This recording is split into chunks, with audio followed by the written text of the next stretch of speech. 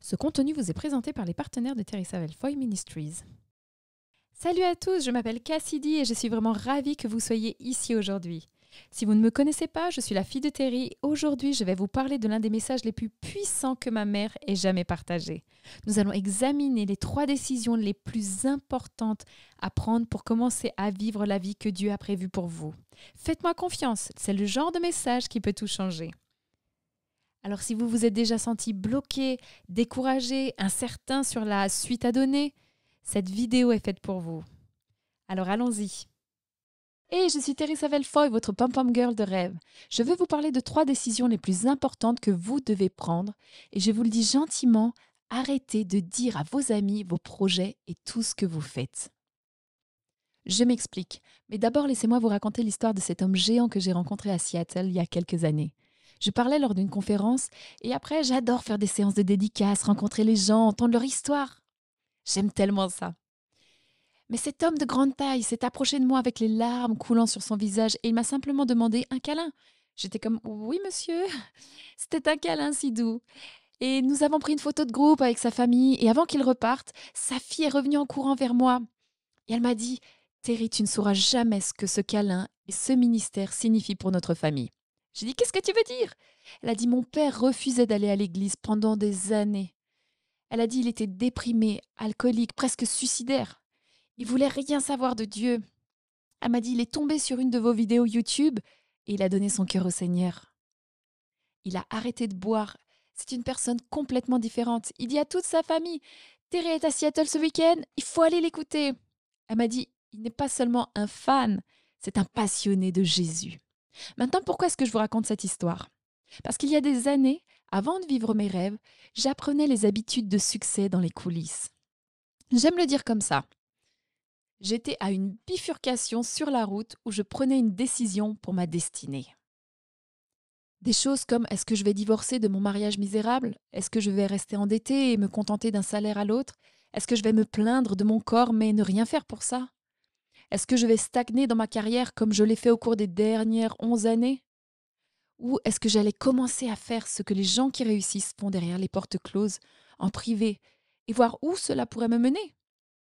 Eh bien, j'ai choisi la voie du succès, sans être sûre si cela allait faire une grande différence. Je n'en ai parlé à personne. Je ne l'ai pas annoncé à mes amis. Je fais des changements, faites attention. Je pratique les habitudes de succès chaque jour. Ou je suis une Terry disciplinée.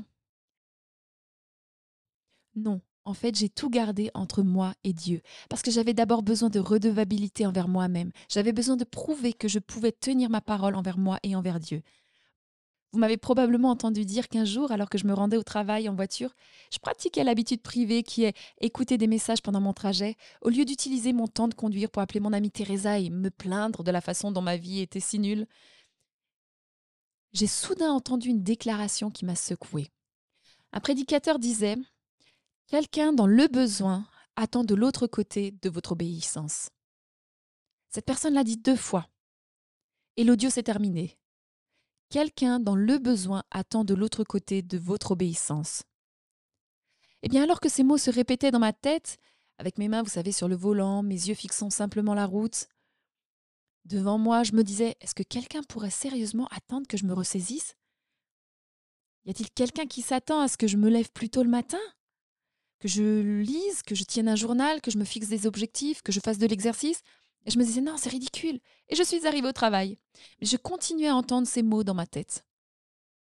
Et cela m'a amenée à continuer à me lever chaque matin, à investir en moi-même, à pratiquer les habitudes dans les coulisses, toujours sans dire un mot à personne de ce que je faisais chaque matin. Eh bien aujourd'hui, quand je pense à ce gentil grand homme de Seattle, je ne peux m'empêcher de penser, si j'avais dormi pendant 30 minutes supplémentaires en pensant « Oh, c'est pas si grave !» Et si je continue à regarder cette émission télé au lieu de lire un livre? Que se passe-t-il si j'abandonne mes objectifs parce qu'ils m'ont pris plus de 12 mois à s'accomplir? Sachez que Dieu voit tout. Tous ces matins où vous vous forcez à vous lever plus tôt, à faire de l'exercice pendant que tout le monde fait la grasse matinée.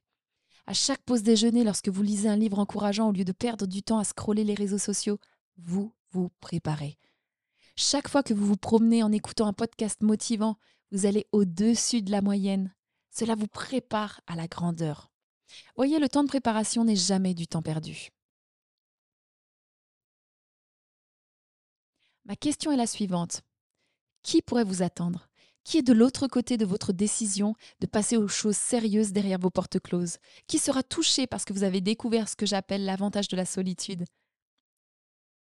Maintenant, avant de partager les 3 décisions que prennent les gens qui réussissent, si vous avez l'impression que Dieu vous pousse, pour ainsi dire, alors il est temps pour vous de passer aux choses sérieuses. Il est temps de mettre en place un plan d'action pour faire avancer votre vie vers le haut. Et je vous invite vraiment à commander mon tout nouveau livre The Alone Advantage. J'ai appris que lorsque nous sentons que Dieu nous parle, n'hésitons pas. Vous savez, les gens qui réussissent passent immédiatement à l'action. Donc, si c'est vous, cliquez sur le lien dans la description pour obtenir votre livre aujourd'hui ou allez sur thealoneadvantage.com pour le commander. Mais faites-le maintenant. Vous savez, vous pouvez même le commander en livre audio. Je suis allée en studio et je l'ai enregistré. Mais commencez juste à vous préparer parce que quelqu'un dans le besoin attend votre obéissance. Je peux vous le promettre. Et je veux vous offrir un téléchargement gratuit en attendant de recevoir le livre. Si vous commandez sur Amazon, vous l'aurez probablement avant minuit. Mais je veux quand même que vous l'ayez. Et cela peut sembler drôle, mais c'est le dernier chapitre de tout le livre parce que l'histoire que je partage a été un tel réveil pour moi. Je suis sûre que cela va vraiment vous aider à devenir sérieux.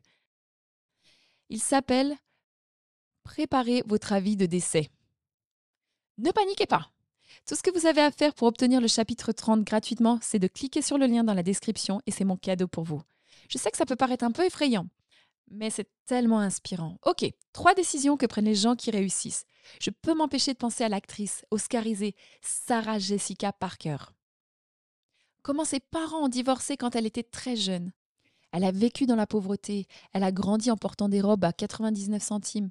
Elle a dit qu'elle avait l'habitude de survivre grâce à l'aide sociale et parfois elle n'avait pas d'électricité ou elle ne fêtait pas Noël ou des anniversaires.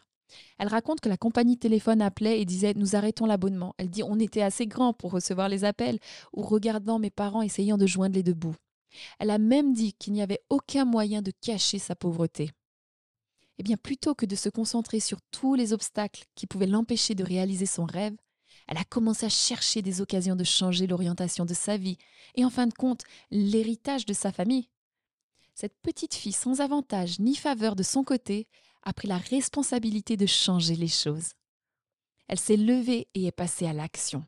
Elle a commencé à pratiquer le chant, à étudier le ballet. Et la famille a ensuite déménagé de Cincinnati à New York pour qu'elle puisse travailler au théâtre sans que personne ne regarde. Elle a pratiqué, étudié, saisi les occasions d'améliorer son art. Eh bien, en 1979, elle a fait ses débuts à Broadway à l'âge de 14 ans, dans le rôle d'Annie dans The Amazing Musical. Eh bien, un contrat en a entraîné un autre. Et bien sûr, cette petite fille est passée de la pauvreté extrême à une série à succès. On dit qu'elle vaut actuellement environ 200 millions de dollars. Voici mon point. Personne n'a vu cette petite fille faire des efforts dans les coulisses. Qu'est-ce que je dis? Les gens sont récompensés en public par ce qu'ils pratiquent en privé.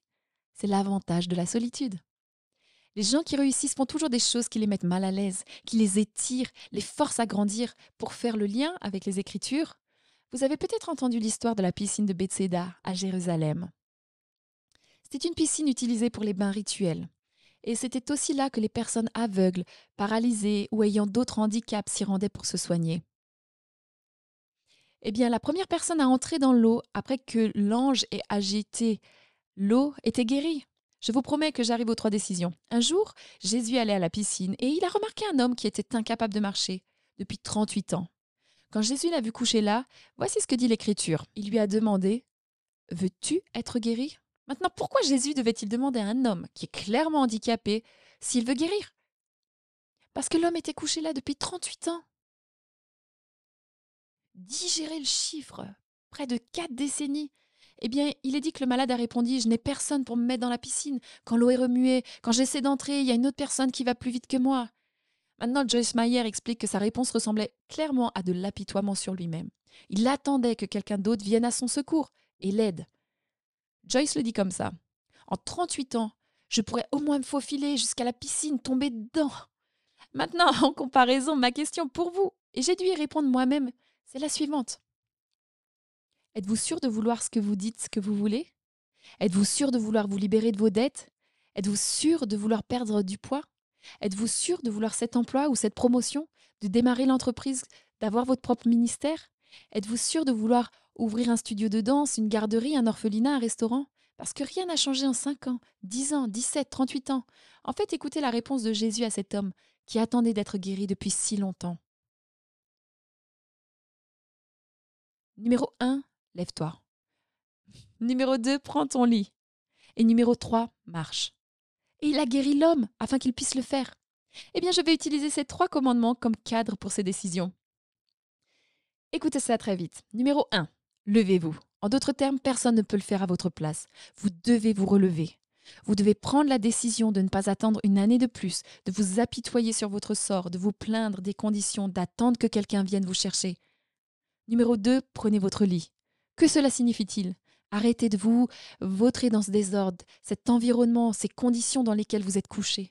Nettoyez votre environnement, débarrassez-vous des déchets de votre passé. Vous n'êtes plus cette personne, vous avez une nouvelle identité, une nouvelle image de vous-même, une nouvelle norme à respecter. Numéro 3, marchez.